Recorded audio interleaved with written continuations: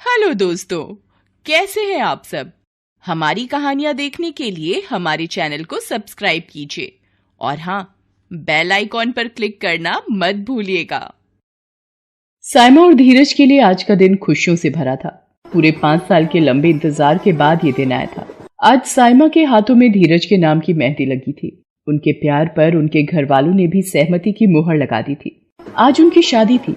वो आईने के सामने दुल्हन की ड्रेस में खुद को निहार रही थी।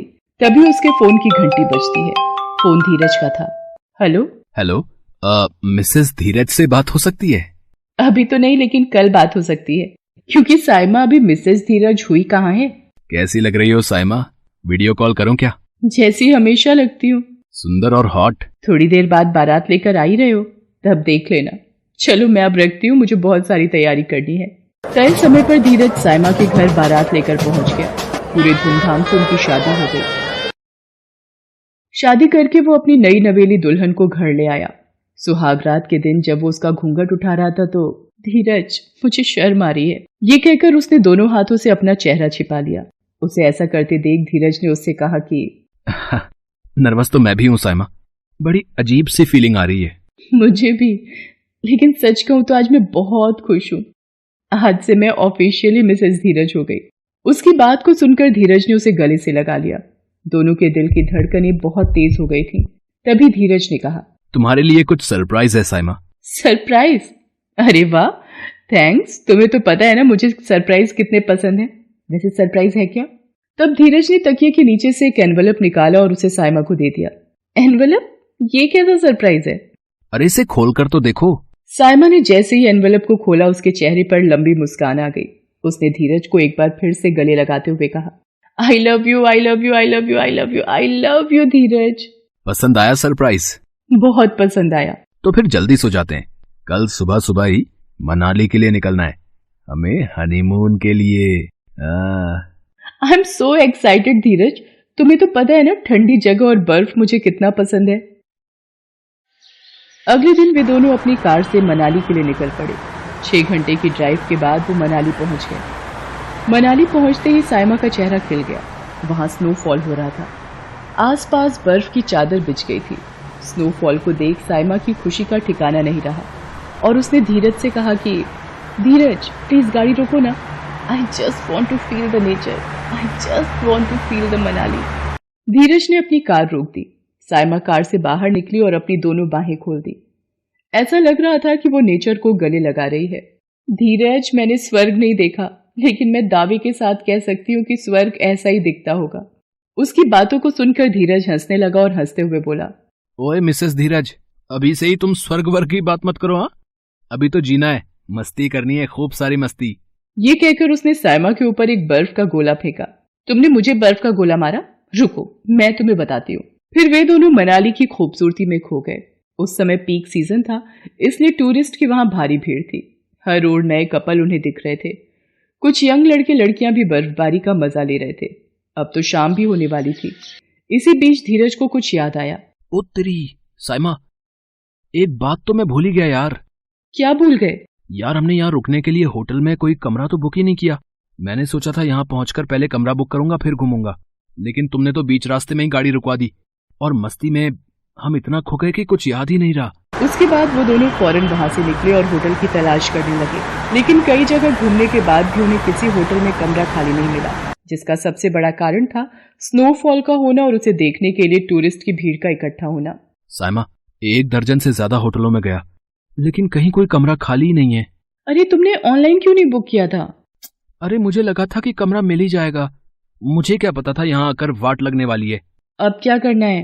वापस चलना है या गाड़ी में ही सोना है? अरे नहीं, वापस क्यों जाएंगे? पूरे 1 सप्ताह का प्लान है मेरा। वो तो ठीक है, लेकिन 1 सप्ताह रहोगे कहाँ? वो ये बातें कर ही रहे थे कि एक नाटा सा आदमी जिसका नाम अशोक था वो उनके पास आया। नमस्ते साहब। नमस्ते मैम साहब। नमस्ते नमस्ते साहब, आप लोग होटल में कमरा ढूंढ रहे हैं ना? हाँ, लेकिन तुम्हें कैसे पता? पता चल जाता है साहब, 25 साल से टूरिस्ट गाइड का काम कर रहा हूँ।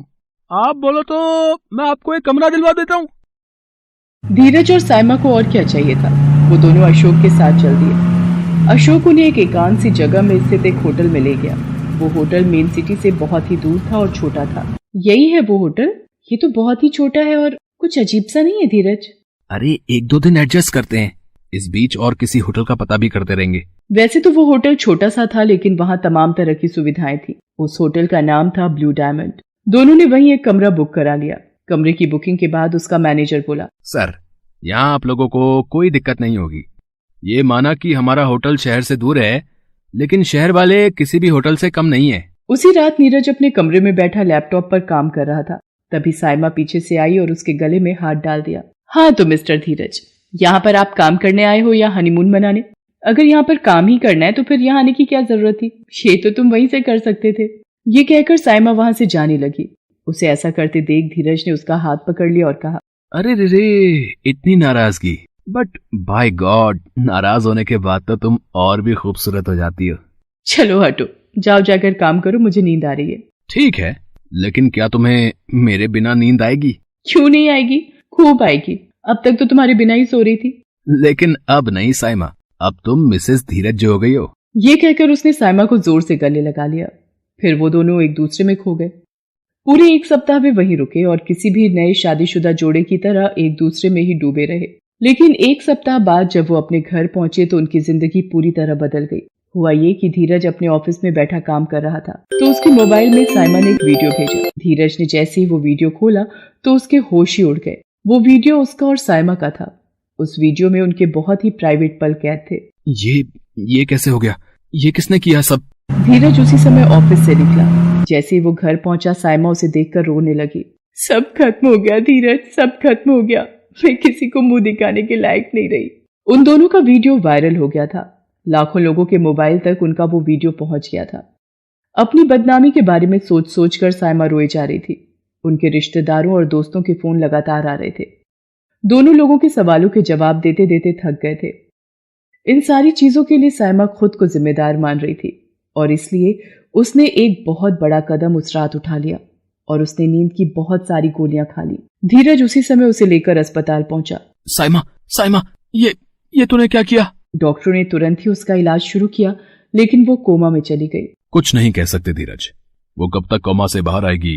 कल, 6 महीने बाद, या कभी नहीं? धीरज अपना धैर्य खो रहा था, लेकिन उसने ये तय कर लिया था कि जिनके कारण उसकी पत्नी की ऐसी हालत हुई है वो उसे छोड़ेगा नहीं। उसे पूरी तरह शक हो गया था कि हो ना हो उनकी ये सारी वीडियोस उसी होटल में बनाई गई हैं। वो उसी समय पुलिस स्टेशन पहुंचा और इंस्पेक्टर विनय को सारी बातें बताई। इंस्पेक्टर विनय ने उसकी पूरी मदद की बात कही। अगले दिन इंस्पेक्टर विनय अपने एक साथी इंस्पेक्टर अलका और धीरज के साथ मनाली पहुंचा। वे दोनों सिविल ड्रेस में दोनों ब्लू डायमंड के पास जाकर छिप गए। धीरज होटल के अंदर गया। होटल के मैनेजर को देखकर उसे गुस्सा आ गया और उसने होटल के मैनेजर का कॉलर पकड़ लिया। अरे रे, ये क्या बदतमीजी है? छोड़ो मेरा कॉलर। बदतमीजी मैं कर रहा हूँ? मैं तुम्हें जान से मार दूंगा। अरे भाई, हुआ क्या है? मैंने क्या किया है? होटल का मैनेजर बहुत शातिर था। उसने अपने होटल के कमरे को बिल्कुल सेफ बताया। उसने ये भी बताया कि यहाँ तो कई सारी फैमिली रुकती है, किसी के साथ ऐसी घटना तो नहीं हुई। लेकिन धीरज ने उसका कॉलर नहीं छोड़ा और उसे 2 थप्पड़ भी मार दिए। गुस्से में आकर मैनेजर ने अपने ही होटल के कुछ स्टाफ को बुलाया, जो स्टाफ कम गुंडे ज्यादा लग रहे थे। इस आदमी को कुछ ज्यादा ही चर्बी चढ़ गई है। देखो तो ये क्या अनाप शनाप बोल रहा है। इसकी इतनी धुलाई करो कि इसकी भी बोलती उसी तरह बंद हो जाए जैसे और लोगों की हमने की है। वे सभी धीरज को मारने ही वाले थे कि इंस्पेक्टर विनय और अलका वहां पहुंच गए और उन सभी को गिरफ्तार कर लिया। पहले तो वे सभी किसी भी गलत काम से इनकार करते रहे, लेकिन पुलिस या डंडे पड़ने के बाद सारा कुछ सच बता दिया। उन सभी को जेल भेज दिया गया। बाद में सभी को 10 साल की सजा हो गई। हेलो दोस्तों, कैसे हैं आप सब? हमारी कहानियां देखने के लिए हमारे चैनल को सब्सक्राइब कीजिए और हाँ, बेल आइकॉन पर क्लिक करना मत भूलिएगा।